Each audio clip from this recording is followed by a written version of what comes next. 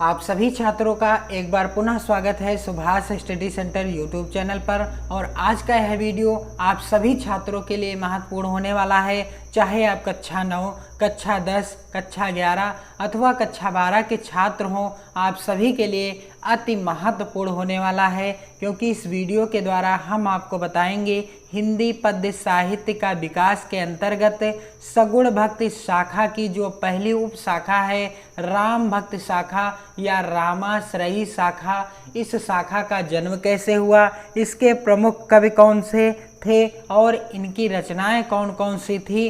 तो यदि आपने इसके पहले के वीडियो जिसमें हमने आपको बताया है आदिकाल की विशेषताएं, आदिकाल के प्रमुख रचनाकार व उनकी रचनाएं तथा भक्ति काल के अंतर्गत जो प्रमुख भेद किए गए, भक्ति काल को दो भागों में बांटा गया, निर्गुण भक्ति शाखा और सगुण भक्ति शाखा। तो निर्गुण भक्ति शाखा की पहली उप शाखा क्या थी? ज्ञानाश्रयी शाखा, जिसके प्रतिनिधि कवि कौन थे? कबीर दास जी थे। और दूसरी उप शाखा थी प्रेमाश्रयी शाखा, जिसके प्रतिनिधि कवि कौन थे? मलिक मोहम्मद जायसी जी थे। इसके बारे में मैंने वीडियो के द्वारा आप सभी को बताने का प्रयास किया है। आपने यदि वीडियो नहीं देखे तो आप चैनल के प्लेलिस्ट में जाकर तुरंत देख लें। तो चलिए स्टार्ट करते हैं। सगुण भक्ति शाखा की जो पहली उप शाखा है राम भक्ति शाखा, और राम भक्ति शाखा के बारे में आपको जानकारी देते हैं बिल्कुल आसान तरीके से। निर्गुण उपासना के अंतर्गत ईश्वर के निराकार रूप को स्वीकार किया गया था। निर्गुण उपासना के अंतर्गत ईश्वर के कैसे रूप को स्वीकार किया गया था? निराकार कहने का अर्थ है जिसका कोई आकार नहीं होता, उसे निराकार कहा जाता है। अवतार भावना अथवा ईश्वर के सुंदर मधुर रूप के लिए उसमें अवतार न था। अवतार भावना तथा ईश्वर के सुंदर मधुर रूप के लिए उसमें ईश्वर का अवतार नहीं हुआ था। किसमें? निर्गुण उपासना में ईश्वर का अवतार नहीं हुआ था। और 11वीं शताब्दी में स्वामी रामानुजाचार्य ने 11वीं शताब्दी में स्वामी रामानुजाचार्य ने भक्ति के क्षेत्र में अवतार भावना को प्रतिष्ठित किया। स्वामी रामानुजाचार्य ने 11वीं शताब्दी में भक्ति के क्षेत्र में किसकी भावना को प्रतिष्ठित किया? अवतार भावना को प्रतिष्ठित किया। उन्हीं की शिष्य परंपरा में 15वीं शताब्दी में स्वामी रामानंद जी हुए, और स्वामी रामानुजाचार्य की शिष्य परंपरा में ही 15वीं शताब्दी के अंतर्गत स्वामी रामानंद जी हुए, और उन्होंने जनता की चित्त वृत्तियों को समझा तथा जनता के बीच राम भक्ति का प्रचार किया।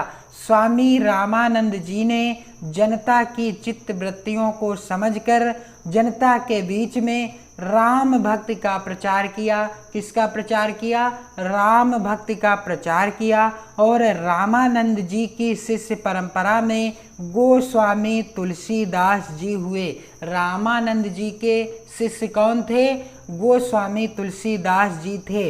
रामानंद जी की शिष्य परंपरा में गोस्वामी तुलसीदास जी हुए। उन्होंने रामचरितमानस में दशरथ पुत्र मर्यादा पुरुषोत्तम श्री राम का शक्तिशील सौंदर्य से युक्त रूप प्रस्तुत किया। गोस्वामी तुलसीदास जी ने अपनी रचना रामचरितमानस में दशरथ पुत्र मर्यादा पुरुषोत्तम श्री राम का शक्तिशील सौंदर्य से युक्त रूप प्रस्तुत किया। किसमें? अपनी रचना रामचरितमानस में। और राम भक्त की इस मंदाकिनी ने न जाने कितने लोगों के मन का कलमश धो दिया।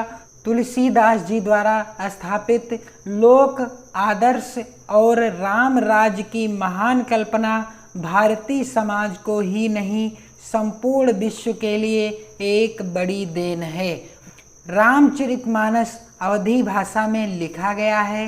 रामचरितमानस किस भाषा में लिखा गया है? अवधी भाषा में लिखा गया है। इसमें जायसी द्वारा अपनाई गई दोहा चौपाई शैली का परिष्कृत साहित्यिक रूप मिलता है और रामचरितमानस की कथा का मूल स्रोत वाल्मीकि रामायण है। रामचरितमानस में जो कथा लिखी गई है उसका मूल स्रोत क्या है? वाल्मीकि रामायण है। अब मैं आपको जानकारी दे दूं गोस्वामी तुलसीदास जी की कुछ प्रमुख रचनाओं के बारे में। तो इनकी रचनाएं कौन कौन सी हैं? रामचरितमानस,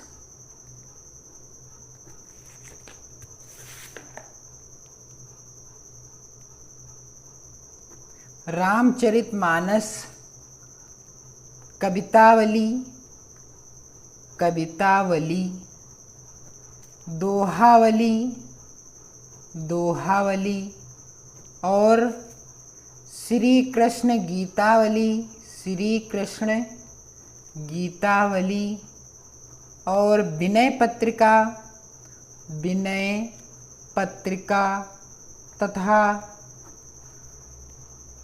जानकी मंगल, जानकी मंगल, पार्वती मंगल, पार्वती मंगल और रामलला नहछु, रामलला नहछु तथा भैरवे रामायण, भैरवे रामायण, रामायण, रामाज्ञा प्रश्न, रामाज्ञा प्रश्न आदि गोस्वामी तुलसीदास जी की कुछ प्रमुख रचनाएं हैं। तो यह वीडियो आप सभी को यदि पसंद आया हो तो लाइक करें और इसे अपने मित्रों में भी शेयर करें और हमारे साथ जुड़कर, हमारे चैनल के साथ जुड़कर अपनी पढ़ाई को करते रहें। चाहे आप कक्षा 9, कक्षा 10, कक्षा 11 अथवा कक्षा 12 के छात्र हों, यहाँ पर आपको टेलीग्राम चैनल पर फ्री PDF मिलेगा और आपको यहाँ पर इसी तरह के महत्वपूर्ण वीडियोज के द्वारा आपको हिंदी विषय से रिलेटेड वीडियो और अन्य विषयों से भी रिलेटेड वीडियो इस चैनल पर देखने को मिलेंगे। तो आप इसी तरह से वीडियो को देखते रहें और अपनी तैयारी को बेहतर ढंग से करते रहें। जय हिंद।